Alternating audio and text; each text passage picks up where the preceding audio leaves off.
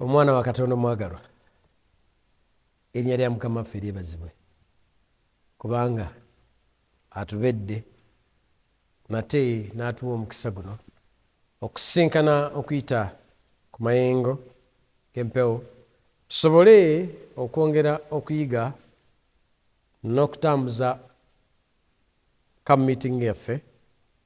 Wansi w'omulamwa nja kugenda nga nyweza eby'omwoyo n'eby'enfuna mu maka.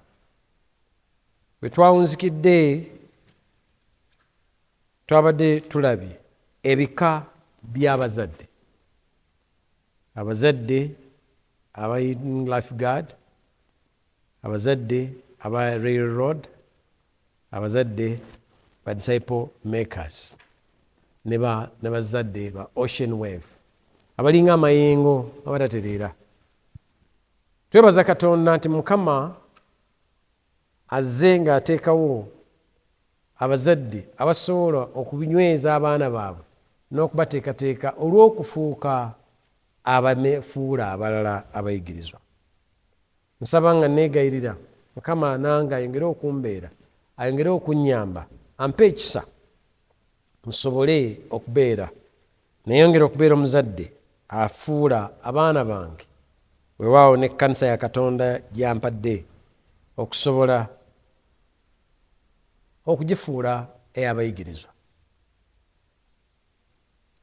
Leero ekyokuyiga nakitaddeko omutwe ogamba okunoonya okwesiga Katonda. Okunoonya okwesiga Katonda. Tuyinza okukola byonna, tuyinza okulwana ne tuteekateeka amaka gaffe, ne tukola byonna Katonda by'ayagala, ne tunyweza obulamu bwaffe obw'omwoyo, ne twekwata ku Katonda, naye ate wakati mu lugendo olwo ne tusinkana ebisoomooza. Tuyinza okuba ate ng'embeera yaffe, obulamu bwaffe obusooka si bulungi, ng'abo be tuddidde mu bigere tetwafuna mukisa kuzimbibwa bazadde balina batufuula bayigirizwa. Naye tekitegeeza nti olwo byonna biba byonoonese. Saba nga neegera Katonda atuwa ekisa, nate leero nga tuyiga twongere twesiga n'okuteeka amaanyi gaffe mu Katonda. Katusabe.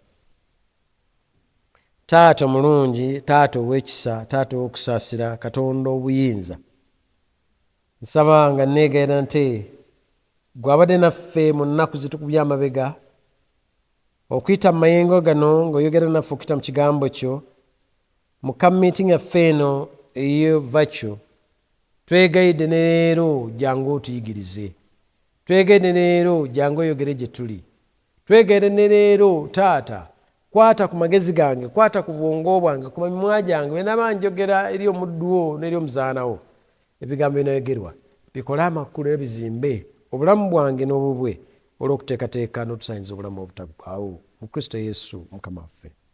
Amiina.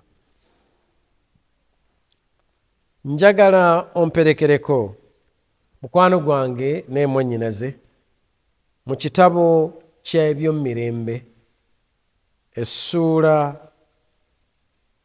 ebyomumirembe ekyokubiri ssuula 15, amaaso gaffe tujja gateeka ku lunyiriri olwokubiri, olunya olusooka n'olwokubiri. Byomumirembe ekyokubiri essuula 15, tugenda kusoma olunya olusooka n'olwokubiri. Omuwandiisi w'ekitabo ky'ebyomumirembe bwe yali ng'alinaanaganya ebigambo bye, Omwoyo byateeka ku ye ng'atunula ebyaliwo mu biseera byo bassekabaka, mu biseera bya Isirayiri ne Yuda. Ebiseera ebyogerwako wano, Isirayiri eggwanga lya Katonda eryasooka ne libeera nga litambulira wamu, nga boona baana ba nnyumba emu, ebika 12 nga bikoleraganira wamu. Kyatuuka ekiseera olw'omubi ne bafuna obutakkaanya ne baawukanamu. Ebyali ekika ekimu, eryali eggwanga erimu, nefunamu amawanga abiri. Ne tufuna Isirayiri, ne tufuna ne Yuda.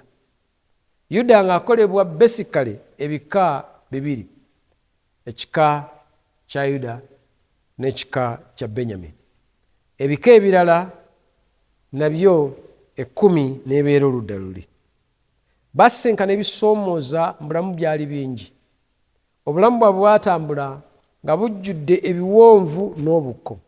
Mwalimu amayengo, mwalimu okusukundibwa, mwalimu okugezesebwa.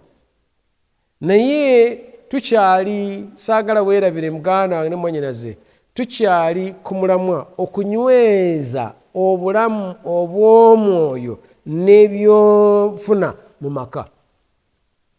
Essira nkyali simbye nnyo ku bulamu obw'omwoyo. Twayize tuzze tulaba nti osobola okubeera n'obulamu obw'omwoyo obunywevu, twetaaga kulungamizibwa mwoyo wa Katonda. Era omwoyo wa Katonda bw'atulungamya ayongera okutuyigiriza, ayongera okutubikkulira, ayongera okutulaga ekisa n'okwagala kwa Katonda gye tuli.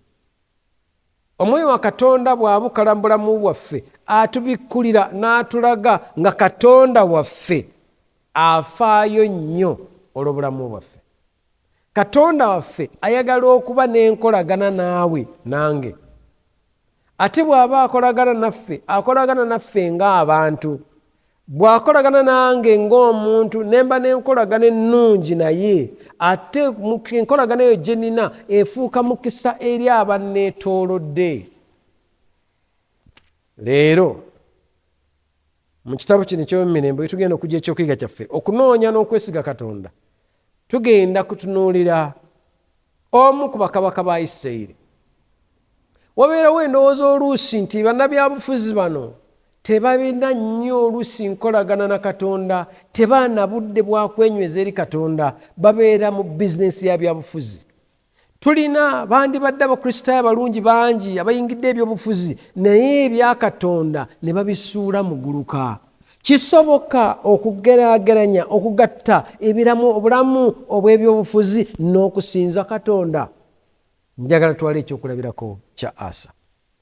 Bayibuli yange egamba mu ssuula eno ey'e15 y'olusooka by'omumirembe ekyokubiri, 2 Chronicles chapter 15 verse 1 and 2, aga nti omwoyo gwa Katonda ne gujja ku Azaliya mutabani wa Oded, n'afuluma okusinkana Asa, n'amugamba nti mumpulire mmwe Asa ne Yuda yenna ne Benyamini. Ono muweereza wa Katonda ayagala okunyweza obulamu obw'omwoyo obwa muddu wa Katonda Asa. Naye si ye yeetumye. Bassebo ne bannyabo tutegeera Katonda, bwe tumanya Katonda, Katonda ate alina lwatutuma eri naawe tulowooza nti tebandigwanidde kumanya nakuba nankolagana ne Katonda. Azaliya Mukama amutuma eri kabaka Asa ng'alina obubaka okusooka bwa Asa ng'omuntu. Mu lugendo luno olw'okunyweza eby'omwoyo mu maka lutandika na muntu, bwe twalaba gye tuzze tutandikira, naye ate lusobola okuva ku muntu omu ne lubuna eggwanga lyonna. Tubadde tulaba ennaku ezo engeri gye bisobola okubona amaka, ne ke twagala okubona eri eggwanga. Agamba nti n'afuluma okusinkana Asa. Asa ayogerwako ne kabaka, n'amugamba nti mumpulire mmwe Asa. Asa si ggwe wekka, naye neggwa n'abantu b'okulembera aba Yuda ne Benyamini. N'agamba obubaka bugamba butya nti Mukama ali nammwe bwe munaabanga naye, era bwe munaamunoonyanga munaamulabanga, naye bwe munaamuvangako anaabavangako mmwe. Obubaka bugamba buli eri Asa, naye bugamba nti Mukama ali wamu ne Asa ne Yuda ne Benyamini bwe banaamunoonyanga, bwe banaagezangako okweyayana okubeera n'enkolagana naye. Mukama mweteefuteefu okubeera nabo, naye bamuvaako. Mukama agambye ajja kubavaako ye. Asa ono ayogerwako yaani? Asa tujja musanga tumuyigeko nnyo okuva mu kitabo ky'Abassekabaka ekisooka essuula 15 wenjagala tumusinkane tumutegeere.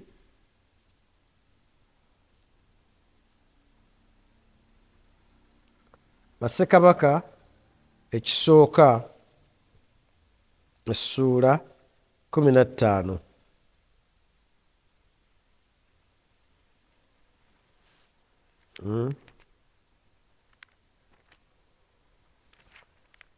Bassekabaka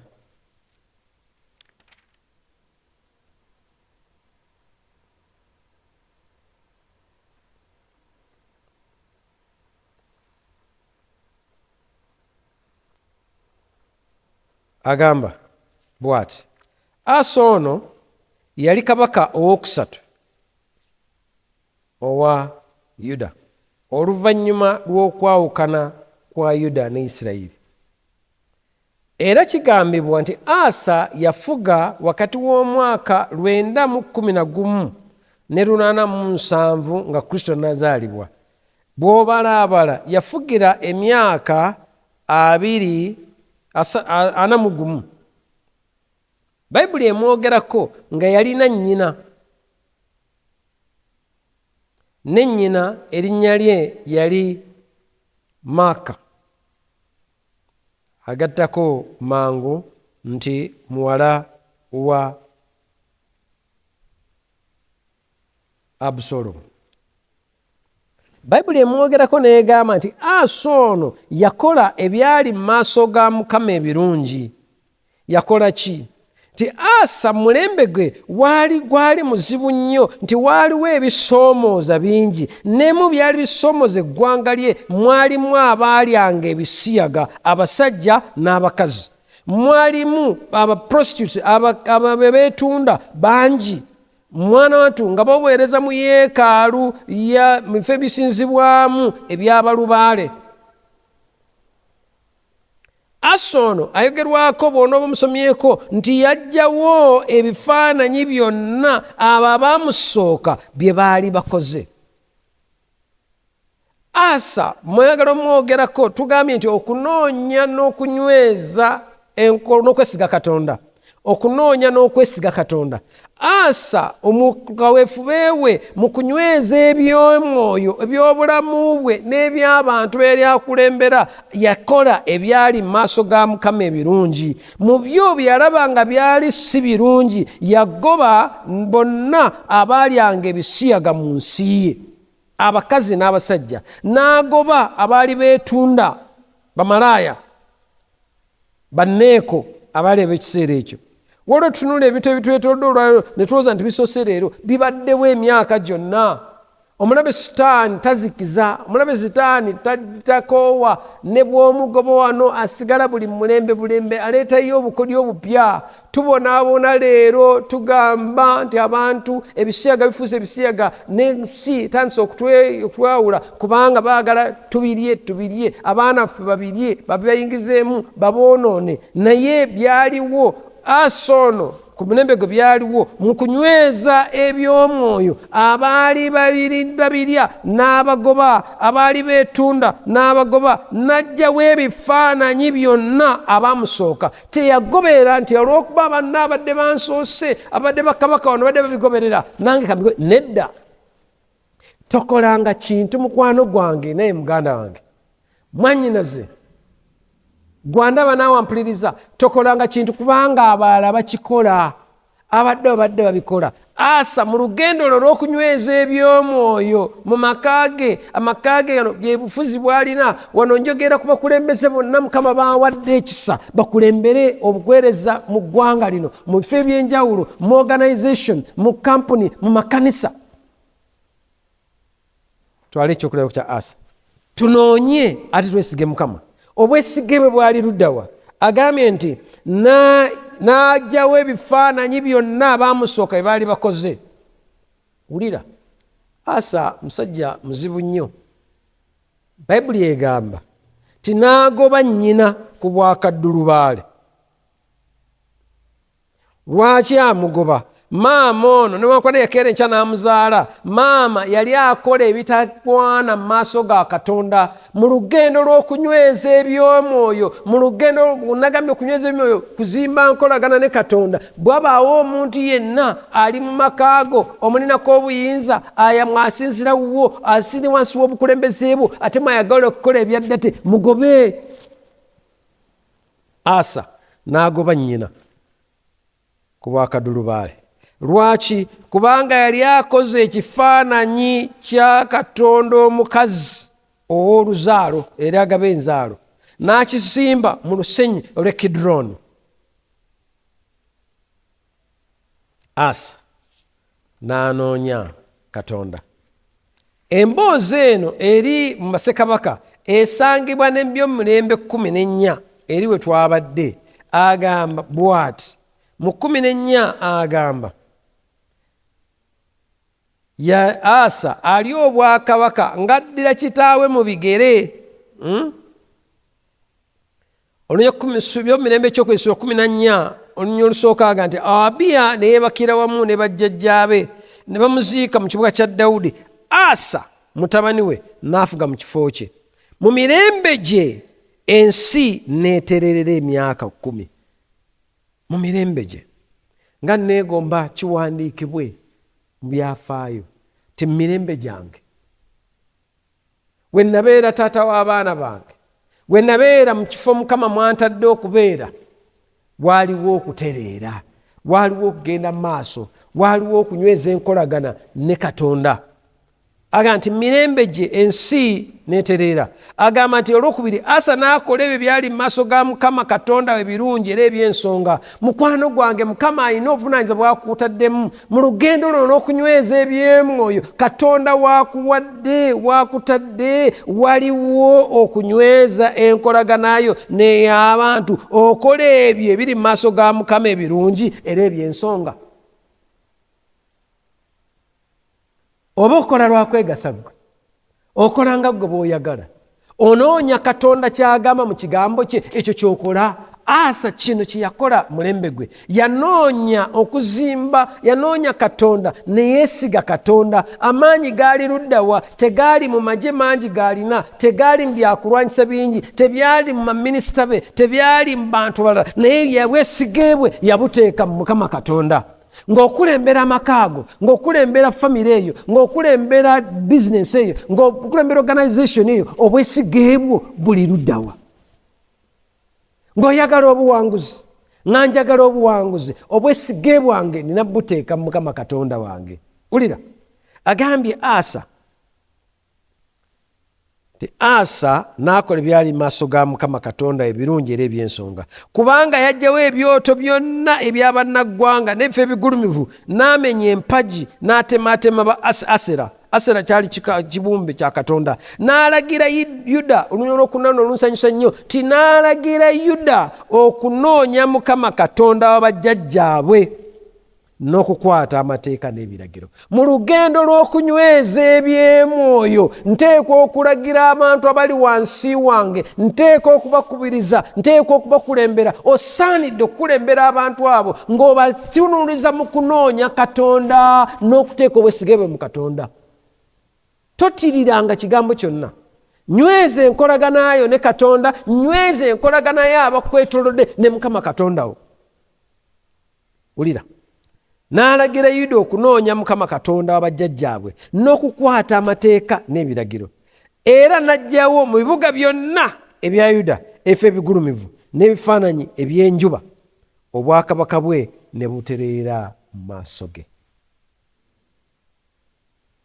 N'alagira abantu b'omu Buyudaaya okukola ebyo Mukama Katonda bajjajjaabwe by'ayagala n'okukwata amateeka ge n'ebiragiro.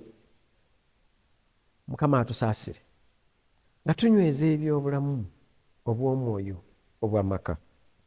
Bwe mmanga nzikiriza ate ab'omu maka gange okweyisa mu ngeri kwesa Katonda ekitiibwa. Abaana bennako obuyinza bwe mmanga mbayisa bakkiriza ate okunfuga. Bayibuli egamba nti woowe zisanze ensi kubanga abantu bange ate abaana abato babafuga. ne tutamba zadde batandise okutambulira ku ntoli z'abaana. Abaana basalawo kye kinaakolebwa mu maka, abaana basalawo mmere ki eneeriibwa, abaana basalawo kye muzanyo kyogenda okulabibwa, abaana basalawo kiki ekikusaba kuba kunaabayo batukubeewo, abaana basalawo biki ebigenda mu maaso mu famire. Kibi nnyo. Mukama atusaasire. N'alagira Yuda okunoonya Katonda. N'amenyaamenya ebifo byonna ebyali ebigulumivu mu nsi ye.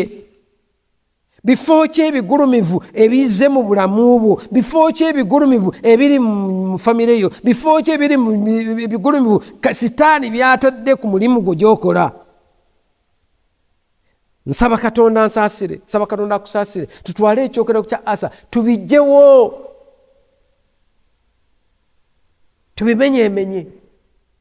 Mu lugendo lw'okulongoosa eby'omwoyo ffenna tetuli ateri alekeddwa. Katonda ayagala abantu bonna okulokoka n'okutegeera ddala amazima. Mu lugendo luno twetaaga okutereeza buli kimu ekyetaaga okutereezebwa. Mukama ansaasire, Mukama akusaasire. Mukwano gwange naye mwannyinaze, tukole ebyo Katonda by'ayagala. Yagambye otuukira okugoba maama wo, maama ng'awooma, maama ng'ayagalwa. Asa yali serious okulaga ekyokulabirako, ne maama yamugoba. Wagobera maama wasaasirira omukazi? Wanalekera omwana? Buli atatambula nga Katonda bw'ayagala, atagenda mu nteekateeka ya Katonda, Asa yali malivu okumugoba n'okumuta. Bayibuli egamba olwokutaano, era najjawo mu bibuga byonna ebya Yuda ebifo ebigulumivu n'ebifaananyi. Bifo ki ebigulumivu? Biki ebigulumizibwa mu maka go? Mugulumiza nsimbi Mukama z'abawadde? Mugulumiza nnyumba nnungi gye muzimbye? Mugulumiza bugagga mugeze mu Mukama wabakuŋŋaanyiriza bw'abawadde? Ogulumiza baana okusinga ekirala? Tetwakulira nga ekyalo kyonna kituvunaanyizibwako. Omuzadde yenna ovunaanyizibwa bwakusanga nga weeyisa mu ngeri eteri nnungi ng'akukangavvula. Naye tuli mu mulembe olwaleero nga n'omusomesa obusomesa atakkirizibwa kukangavvula mwana. Ebyembi n'abamu ku bakulembeze b'amasomero ne bakkiriza batyo. Mpuliddeko abakulembeze b'amasomero abatiitiibya abaana, n'agamba abasomesa nti abaana bakama bammwe wano. Sirabanga, siwuliranga omusomesa yenna ayisizza obubi omwana. Omusomesa n'ayagala okukangavvula ku mwana n'ogamba nti wakiri ngoba omusomesa. Kyakabi. Asa abagambye n'aggyawo byonna n'agoba n'ennyina ku bwakaddulubaale. Bifo ki bigulumivu Sitaani byatadde mu bulamu bwo ebyetaaga okuggyawo? Tinajjawo ebifo byonna ebigulumivu. Kiki okulembeza? Okulembeza kunoonya ssente, okulembeza simu, okulembeza mmotoka yo, okulembeza ebyo Mukama byakugasseeko. Bino byonna ebintu bye tulina Mukama abituwa buwi, naye abituwa tubikozese olw'okuweesa erinnya ly'ekitiibwa. Abantu tubakulembere, tubayigirize, tubalage Katonda omukulu ow'eggulu.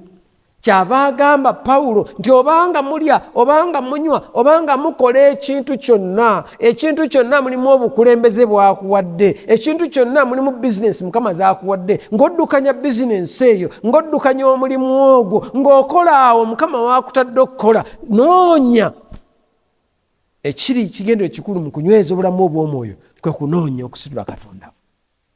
Kubanga yagamba nti bw'alisitulibwa aliwalula bonna gy'akola atya? Gy'ali. Ti Asa n'anoonya kino.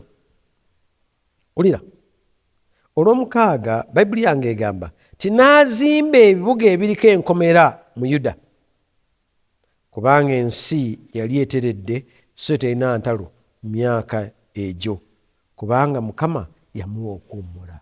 Tuli mu mulembe abantu nga banoonya okuwummula, ng'owulira okunoonya okwebaka ng'obake nga ng'oteredde. ti Asa kino Mukama yakimuwa, yamuwa okuwummula. Naye wulira tekiseera Mukama kyamuwa ekyokuwummula Asa n'akola ki? Ti Asa n'azimba ebibuga ebiriko enkomera, yanyweza obukuumi bwe. Yazimbanga ebikomera bino si bimuwa obukuumi nga bwe tunaalaba, naye yazimbanga ebikomera alaga abantu balina bateekwa okukoma mu bulamu bwange, nga nyweza obulamu bwange obw'omwoyo, ng'onyweza obulamu bw'omwoyo. Twetekeko enkomera, weekomere. Yawukana n'abo abayita kutwala mu maaso, yawukana na buli muntu yenna, yawukana na buli kintu kyonna. Weetekeko ekikomera eri emikwano emibi nga bwe twalabye. Teeka abaana bo bateeka ekikomera eri emikwano egitabazimba. Famire giteeka ekikomera eri enkolagana zonna ezitagisembeza kumpi na Katonda. Bizinensi yo giteekeko olukomera lwa Katonda. Gitangire eri influences zonna ezitali za bwa Katonda. Asa n'azimba ebikomera, Mukama n'amuwa okuwummula. Abantu bangi tebakyawummula, abantu bangi bakoowu, abantu bangi banoonya okuwummula mu mutima tebakulaba, banoonyeza ssente. Waliwo akatambi akatambula ku mikutu akansanyusa, kalimu ebyokuyiga bingi, kakolebwa ekitiibwa Ramadan Gobi. N'agamba yali ayogera eri abakungu beera ayogera nabo, nti abantu baffe tebakyalina kuwummula. Omuntu yenna bw'afuna ku ssente kyasooka okukola kuzimba nnyumba nnungi, matiribona. Bamala ogizimba n'agiteeka mu kikomera, ku kikomera n'ateekako sseŋŋenge waggulu, ono wasekanyolya, n'ateekako geeti ennene, n'ateekako enzigi nga kiringa ekitamala. N'aleeta abasirikale, bw'aba alina ku ssente aleeta bammundu, bw'aba muyabayaba n'aleeta owakasaale. N'atakoma okwo, ate n'aleeta n'embwa zino German Shepherd zimukuume. N'abeera awo n'ayingira mu nnyumba ye n'olowooza tagenze kwebaka, naye tawummula nti bw'aba ali awo embwa n'eboggola, n'avaayo alabe ki ekigenda mu maaso. Alowooza nti bamulumbye. Aba nga agenda okutereramu, bw'ate enkuba neeyagala okutonnya, ne oba embwa oba ebisubi ne bikoona ku mmotoka, alamu y'emmotoka ne yeeteekako, n'asisimuka, n'atambula mu bulamu obutaliimu kuwummula. Naye nga olina okuwummula mu nsi eno si kunoonya ssente. Amu tulemeddwa okuwummula kuba tunoonya ssente. Abatulema okuwummula olw'obugagga bwe tukuŋŋaanyiza, bwe tumazeko emirembe tetuwummula. Naye abanoonya okuwummula, Bayibuli egambye Katonda yakugaba. Katonda yawa Asa okuwummula. Yali munnabyabufuzi, yali mukulembeze w'eggwanga, naye yafuna emirembe kubanga Mukama yagimuwa. Nga twaki twagala okunyweza eby'omwoyo? Bwe tunanyweza eby'omwoyo, Mukama ajja kuyingira mu bulamu bwaffe, Mukama ajja kutuwa okutereera, Mukama ajja kulwana entalo zaffe. Mu bwesigee bwaffe tujja buteeka Mukama omuyinza wa byonna. Amakaago gateeka emikono gya Mukama, abaana bateeka emikono gya Mukama, omukyala muteeka emikono gya Mukama, omwami muteeka emikono gya Mukama, bizinensi ziteeka emikono gya Mukama, buli kyokola kyonna kiteeka emikono gya Mukama. Naye noonya Mukama Katonda. Bayibuli yange egamba nti ng'amaze okukola ebyo byonna, naye n'azimba n'eggye, n'azimba ebibuga ebiriko enkomera mu Yuda, kubanga ensi yali eteredde. Kubanga yagamba nti tuzimbe ebibuga bino, tubikoleko bbugwe n'ebigo, enzigi n'ebisiba, ensinga ekyali mu maaso gaffe, kubanga tunoonyezza Mukama Katonda ffe. Tumunoonyezza, naye atuwadde okuwummula eruyi n'eruyi. Tazimba bikomera lwa nsonga ndala, naye abizimba kubanga Mukama amuwadde okuwummula, kubanga Mukama amuwadde okutereera. Mukama bw'atuwa okuwummula, twekomera eri ebyo ebitatuyamba, eri omubi by'ayinza okuleeta mu bulamu bwaffe, naye Mukama nga atukuumye era atuwadde ekisa. Ulira agambye nti tumunoonyezza naye atuwadde okuwummula enjuyi zonna. Awo ne bazimba ne balaba omukisa. Waliwo abazimbye naye ne batalaba mukisa. Naye ng'oyagala by'ozimbye mukwano gwange gwe mwannyinaze muganda wange, by'ozimbye birabe omukisa, bizimbe ng'obizimbira mu Mukama. Ng'oyagala okuwummula bizimbire mu Mukama. Agambye bw'ati, mbwawo Asa n'azimba n'eggye yalizimba. Abasajja abaakwatanga engabo n'amafumu abava mu Yuda obusirivu 7 ne bava mu Benyamini ne bakwata engabo ne banaanuula emitego obusirivu 218. Abo bonna basajja b'amaanyi era bazira. N'azimba eggye ly'abazira. Naye olw'omwenda nalwo nalwagadde tuggyemu ebyokuyiga nti ebyo byonna ng'abikoze. Olira Zeera Omwesiyopya n'atabaala ng'alina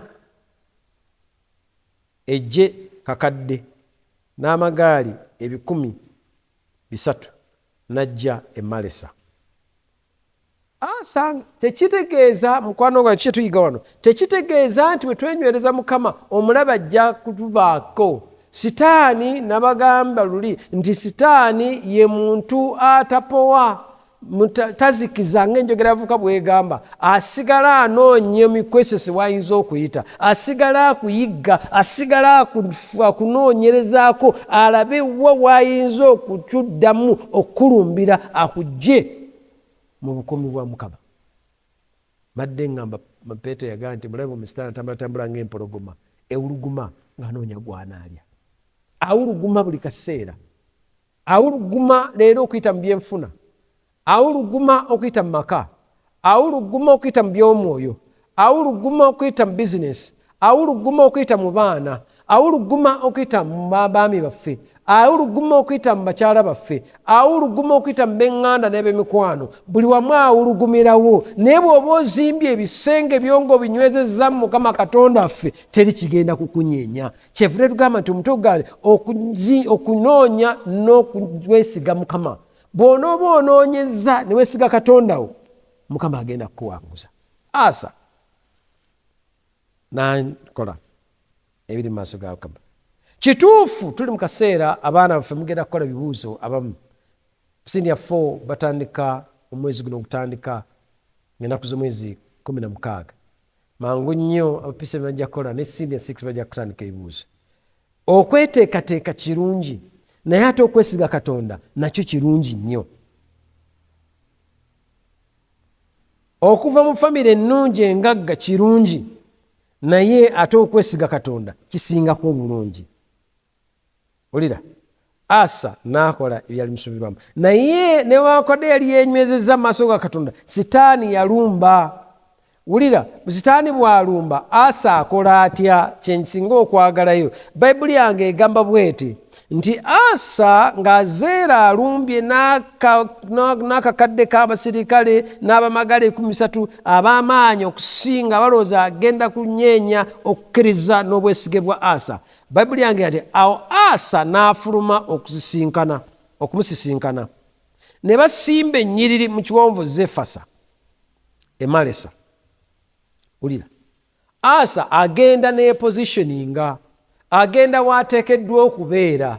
Emu ku nsonga lwaki abantu bangi tuwanguddwa, emu ku nsonga lwaki abantu bangi tulemereddwa, tetumanyiwa waakubeera mu biseera ebituufu. Tubeera mu bifo bikyamu. Kiseera kya kusinza kwa kumakya oli ku WhatsApp, osooka ku Facebook, osooka ku Twitter. Naye nga twalabye nti bw'onoozuukukanga nga tosoose mirimu, sooka osome mu kitabo.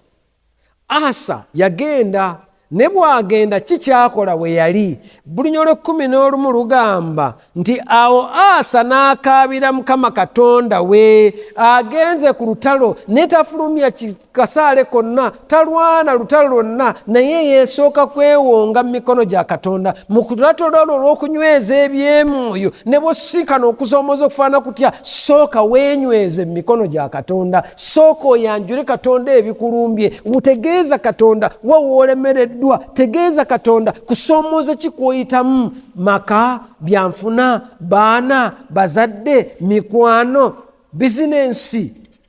Agambe nti Asa n'akaabira Mukama Katonda we n'ayogera nti Mukama, tewali muyambi akwenkana ggwe. Kituufu amagye ngalina nago batendeke, yabogeddeko nti bazira, naye agambye ti tewali akwenkana, tewali buyambi akwenkana wakati w'abalina abalwanyi abangi n'abatalina.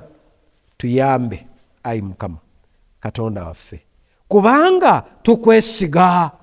Obwesige bwe tebwali mu majege, obwesige bwe tebwali mu byakulwanyisa, obwesige bwe tebwali mu basajja abazira, ng'otambula mu bulamu buno obwensi wakati mu kusomooza okungi kw'oyitamu mu lutalo luno olw'okunyweza eby'omwoyo. Obwesige buleme kubeera mu lineage yo. Nze nazaalibwa musumba, nva mu maka g'abasumba. Kojanga omuyaŋŋamba omulundi ogumu yali mugamba ku by'okukkiriza Katonda, naga nti nze Mukama yansaasira.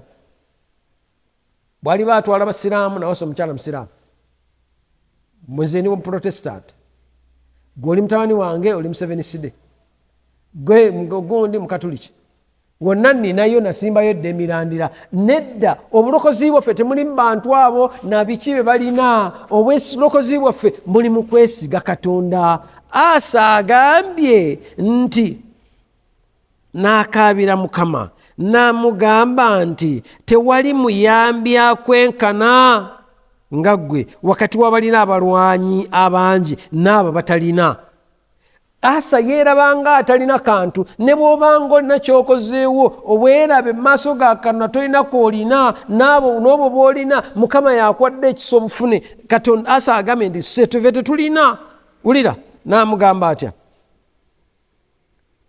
tuyambe ayi Mukama Katonda waffe, kubanga tukwesiga, ne mu linnya lyo mwe tutabaalidde ekibiina kino. Ffe tetugenda ku lutalo mu maanyi gaffe, tetugenda mu lutalo mu magezi gaffe, tetulwana lutalo olw'omwoyo lwa kutegeera kwaffe, si kusaba kwaffe nnyo, si kusiiba kwaffe nnyo, naye twesiga Mukama. Abantu bangi basabye ne basiiba naye ng'obwesige Mukama tebabulina. Nsaba Katonda ansaasire, nsaba Katonda akusaasire mu lutalo lw'ebyomwoyo lwe tulimu, mu lutalo lw'ebyenfuna lwe tulimu. Obwesige bwange, obwesige bwo bubeere mu Mukama Katonda. Wulira, agende twesiga ggwe, era mu linnya lyo mwe tutabaalidde ekibiina kino. Ayi Mukama, gwe Katonda waffe, omuntu aleme kukusinga. Si aleme okutusinga, naye aleme okusinga ggwe. Lwaki? Kubanga nze n'abantu bange twewonga mu mikono gyo. Mukwano gwange, emu ku nsonga lwaki entalo nnyingi zikuwangudde, emu ku nsonga lwaki olemereddwa, kubanga tonneewaayo mu mikono gya Katonda. Ogenda mu maanyi ga mmere, ogenda mu maanyi g'amagezi ag'ensi, geye entalo zo zirwane ng'olwanira mu maanyi ga Katonda. Asa agambye nti jangu otuyambe, gwe osobole okutuyamba. Bwe yakola kino kyekyabaawo nga tuwumbawumba. Agambye nti awo Mukama n'akuba Abaesiyopiya mu maaso ga Asa ne mu maaso ga Yuda, Abaesiyopiya ne badduka. Bwe tunaateeka obwesige bwaffe mu Mukama, tugenda kuwangula. Zabbuli 22:5 nti baakukoowoolanga ne bawona akabi.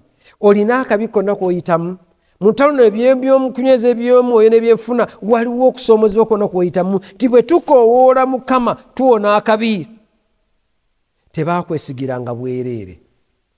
Mu kyusa kya 3:2 era Zabbuli yaga, ayi Mukama, bwe tukwesiga tukwatirwa ekisa. Mu lugendo lw'okunyweza eby'omwoyo n'ebyenfuna mu maka, tugwana okuteeka obwesige bwaffe mu Mukama. Tugwana okuteeka obwesige bwaffe mu Katonda waffe. Bwe tunaateeka obwesige bwaffe mu Katonda waffe, nga bwe yagoba Abaethiopia bw'agenda okugoba b'embeera yonna ekusomooza. Okusaba kwange kwe kuno, obwesige bwange buteeke emikono gya Katonda.